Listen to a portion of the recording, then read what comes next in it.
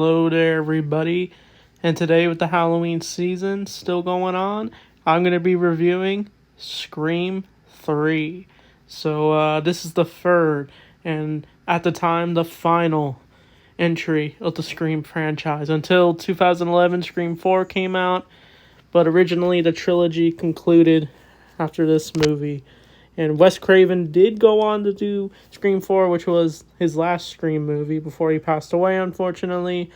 But Scream 3 is definitely not my favorite of the Scream franchise, but there's definitely some enjoyable aspects of the movie. A lot of great twists, interesting ones for sure. It's not as good as Scream 1 or 2 or the two recent ones, but I'm really hoping Scream 7's a lot of fun by the time of this making of this video. But next year I'll definitely do Scream 4. But this movie is more about the backstory of Sydney and her mom, and there's definitely some more, like, we learn about her mother, because we thought it was just she had an affair with Billy's dad, and that's what led to Billy Loomis to go mad. But once we do learn more about why Maureen Prescott did what she did, it becomes a whole new perspective.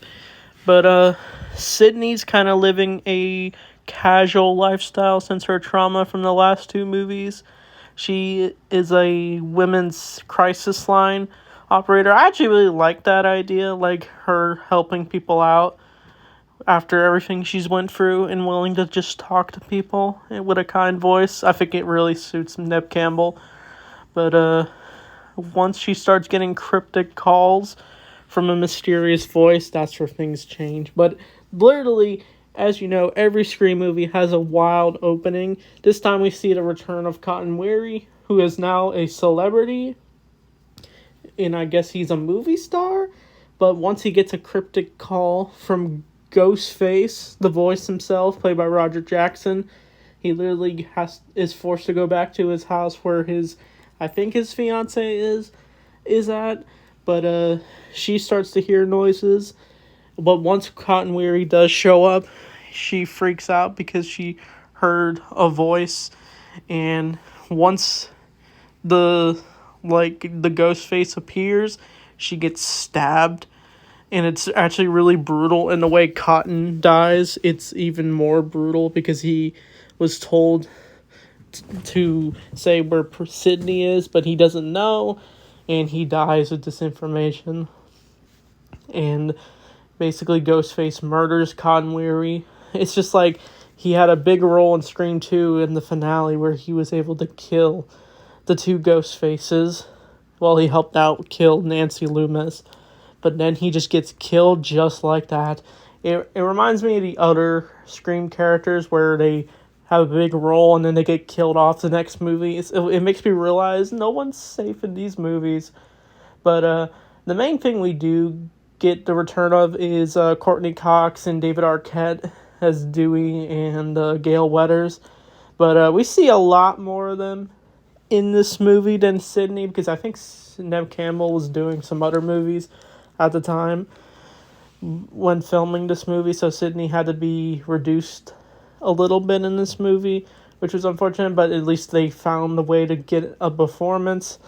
But apparently Dewey's now working on a Stab movie set now, where a bunch of people are playing the previous characters, and basically the director is Roman Bridger. I'll get more into him later. He's played by Scott Foley. But Gail's trying to keep relevancy, of course, but it's just some of it's working out, but some of it's not working out until there is a series of murders going on in this movie set where the actors are getting murdered by a mysterious figure. And I forgot to also mention, Ghostface is able to disguise his voice with a voice modulator, but not in the way you think.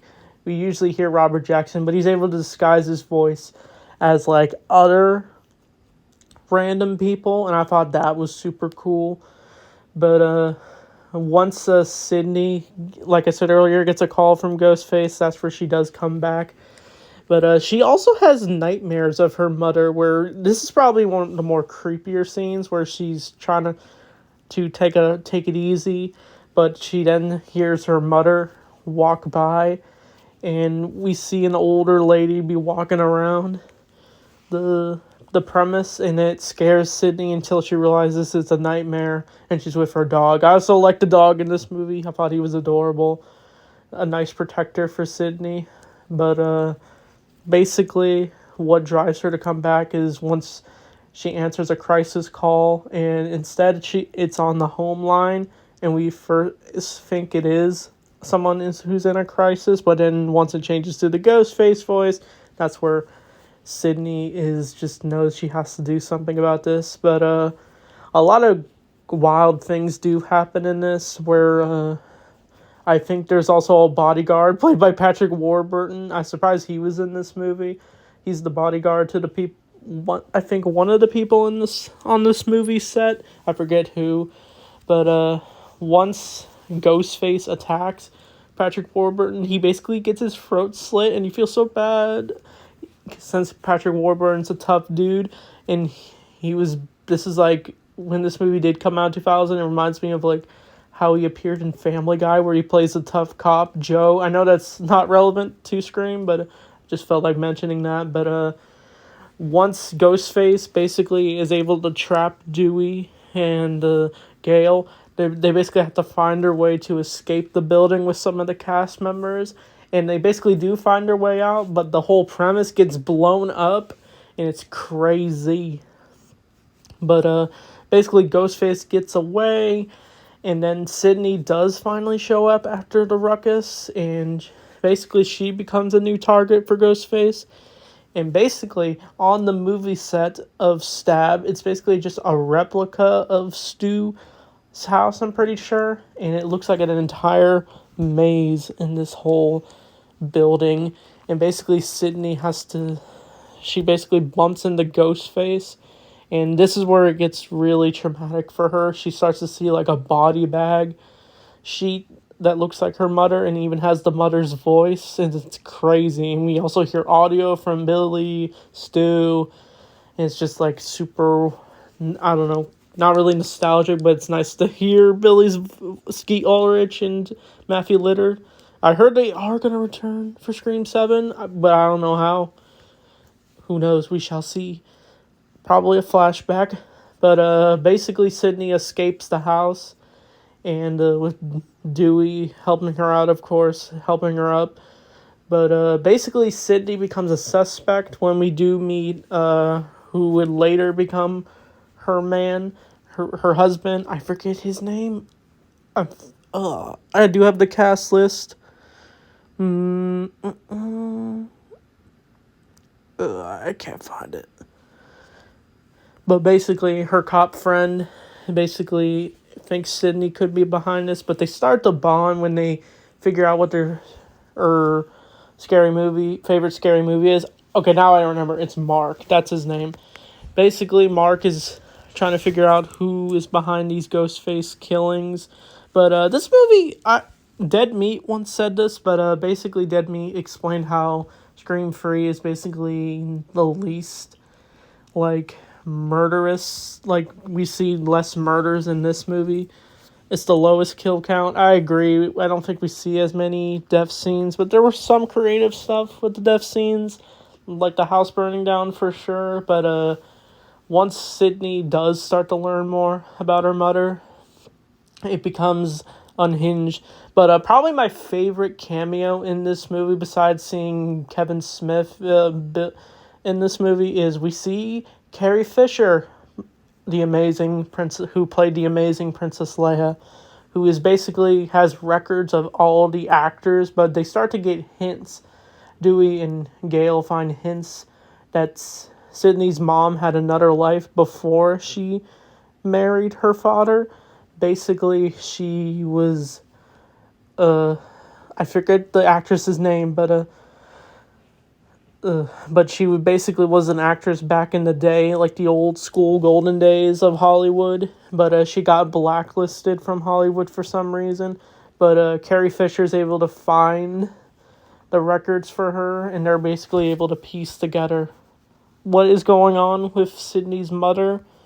But once we do get to the finale, that's where we find out the truth. But basically, Dewey, Gale, and a few other cast members of the stab set basically get lured to a mansion where Roman Bridger lived, and we basically see his hut. And he's basically an ambitious director who's trying to get his movie made. But once they do go into this house, they basically find his body in a storage cabinet where he's all bloodied up. But we'll get back to him later, since you already know where this is going. But if you've seen this movie, basically Dewey and Gale get kidnapped by the killer, and basically the other cast members get brutally murdered. And it's just sad. But basically Sydney is lured back to the house, to the Roman Bridger's house, and she's basically forced to not bring a gun, and Ghostface says he'll kill both of them if she does show up with a weapon. But she hides a minigun in her thigh. But once she does show up, Ghostface is able to tell her to just throw the gun in the pool. And once Sydney does show up, we find out who Ghostface is. Once she does find Gale and Dewey. And basically we find out that Roman Bridger is the Ghostface of this movie. He basically faked his death, his brutal death. But basically what happened was, when Maureen Prescott, before she married her dad, she basically gave birth to Roman Bridger, but she abandoned him after her acting career fell down the tank, and basically Roman was going out of his way to find Maureen. But once she did, she basically slammed the door in his face and abandoned him, basically. And so we find out that it wasn't just Stu and Billy who killed Sydney's mom because of an affair. It was because Roman Bridger told Stu and Billy that they were behind this. And some people probably don't like this plot twist. I actually do like this plot twist. It's like, oh, we weren't expecting that. There was a different story than just, oh, the parents had an affair and basically the son wants revenge. But basically we find out Sydney's half-brother basically orchestrated everything in the Scream franchise. But once Sydney does say that the villain dies, basically Roman just says, "You're the villain, Sydney," just like in Scream 6. But basically the finale is where Sydney gets into a brutal fight with Roman Bridger, and we almost think she gets shot, but she survives, of course. But basically she stabs Roman, and she thought he killed him, but basically he wakes up and a freed Gale and Dewey basically shoot. Well, Dewey shoots Roman in the chest, but of course that was like a fake out death. But once he shoots Roman in the head, he's finally dead. He basically, and I forgot to also mention, it's almost his 30th birthday, and he basically never got to turn 30. But yeah, the franchise does end where Sydney can finally let go, and she basically opens the gate, not having to fear if there's a ghost face. And she even leaves the door open, and Mark is basically there, who also tagged along to help Sydney out, but he get injured during the fight with Roman. But basically, this is the start of Sydney and Mark's relationship. We don't see Mark in Scream 4 where Sydney returns, but basically in Scream 5, they basically say that the two got married and had kids, since Sydney had to lay low. But this is a nice, okay end to the franchise. We also get Dewey and Gale basically proposing to each other, getting married. And this is wild, since David Arquette and Courtney Cox did get married in real life, but unfortunately they had a divorce. But yeah, they're still somewhat in touch. But yeah, it's actually sad that basically Scream brought them together, and then they basically got divorced later in life. But that's their personal business. But that is Scream 3. It was definitely not my favorite sequel. I just didn't think the kills were not as exciting. And yeah, I did like the Roman Bridger plot twist, but I thought Scream 1, Scream 2 were much more exciting. And with 5 and 6, I do like the newer cast. Scream 4, I'm definitely excited to talk about since that was meant to be a newer part of the franchise.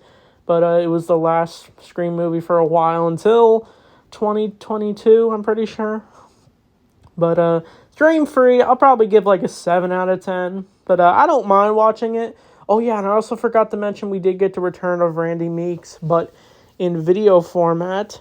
So I thought that cameo was nice. But yeah, that's my thoughts on Scream 3. Fun sequel.